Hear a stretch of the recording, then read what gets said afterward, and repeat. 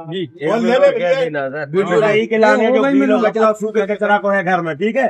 स्वच्छता के लिए नगर पालिका परिषद की ओर, गड़ाकोटा की ओर से आपके लिए दिए जा रहे हैं, एक में गीलो कचरा और एक में सूखो।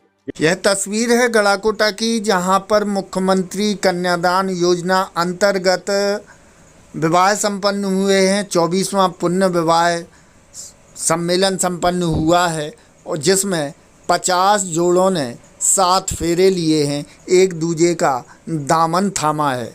हम आपको बता दें कि सागर जिले के रहली विधानसभा क्षेत्र अंतर्गत गड़ाकोटा नगर के नटराज ऑडिटोरियम परिसर में आयोजित मुख्यमंत्री कन्यादान समारोह एवं 24वें पुण्य विवाह सम्मेलन में सादगी, सेवा और सामाजिक समर्पण का अद्भुत संगम देखने को मिला है। पूर्व मंत्री गोपाल भार्गव के मुख्य आतिथ्य एवं मार्गदर्शन में आयोजित इस भव्य कार्यक्रम में 50 जोड़ों का विवाह पूरे विधि विधान, वैदिक मंत्रोच्चार और 7 फेरों के साथ संपन्न कराया गया है। कार्यक्रम में दूर दूर से आए वर वधू पक्ष के परिजन, बाराती एवं नगर के गणमान्य नागरिक बड़ी संख्या में उपस्थित रहे हैं। आयोजन स्थल को आकर्षक रूप से सजाया गया था तथा सभी अतिथियों के लिए भोजन, पेयजल एवं शीतल पेय की उत्तम व्यवस्था सुनिश्चित की गई थी। पूरे आयोजन में अनुशासन, व्यवस्थापन और आत्मीयता का विशेष समन्वय देखने को मिला है। वहीं पूर्व मंत्री गोपाल भार्गव ने कहा है कि शासन की योजनाएं चलें या ना चलें, लेकिन समाज की यह परंपरा निरंतर चलती रहनी चाहिए, जो गरीब बेटियों के विवाह का सशक्त माध्यम बनती हैं।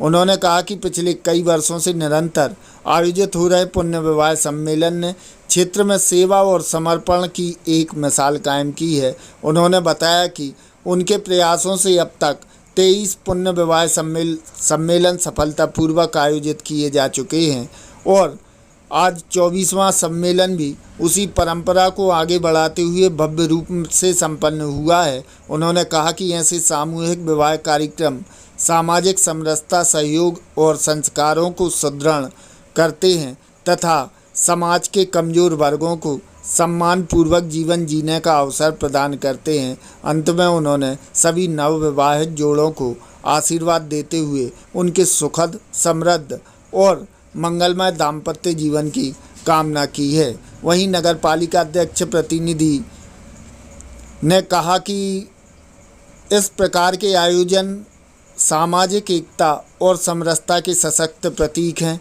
उन्होंने बताया कि नगर पालिका का सदैव प्रयास रहता है कि ऐसे आयोजनों में हर संभव सहयोग प्रदान किया जाए ताकि आर्थिक रूप से कमज़ोर परिवारों को अपनी बेटियों के विवाह में किसी भी प्रकार की कठिनाई का सामना न करना पड़े। उन्होंने इस पहल को प्रेरणादायक बताते हुए कहा कि ऐसे पुनीत कार्य समाज में सकारात्मक परिवर्तन लाते हैं और भविष्य में भी इस आयोजन को और अधिक व्यापक रूप दिया जाएगा। यह सीधी तस्वीरें आप देख रहे हैं सौर्या न्यूज आपकी आवाज़ पर। यह गड़ाकोटा में पुण्य विवाह जो 24वां पुण्य विवाह सम्मेलन संपन्न हुआ है, जिसमें 50 जोड़ों ने एक दूसरे का हाथ थामा है, एक दूजे के हुए हैं। गड़ाकोटा से रवि सोनी, सौर्या न्यूज आपकी आवाज़। एक दूसरे से मिलते थे, परिचय निकलते थे और लोगों के अंदर एक आनंद का भाव होता था। खैर ठीक है, लेकिन इसके बाद मैंने सोचा कि शासन की तरफ से प्राप्त होती थी, तो इस कारण से मैंने योजना को एक छोटा स्वरूप देते हुए अपनी तरफ से भी कि जैसे कोई आदमी आए और उसको आवश्यकता है, 10-20 हज़ार रुपया भी बहुत बड़ी बात होती है गरीब आदमी के लिए। बड़े आदमियों के लिए भले ही उसका कोई महत्व नहीं होता हो, लेकिन मैंने देखा एक तबका अभी भी देश में ऐसा है जिसके लिए इन सब चीज़ों की आवश्यकता है।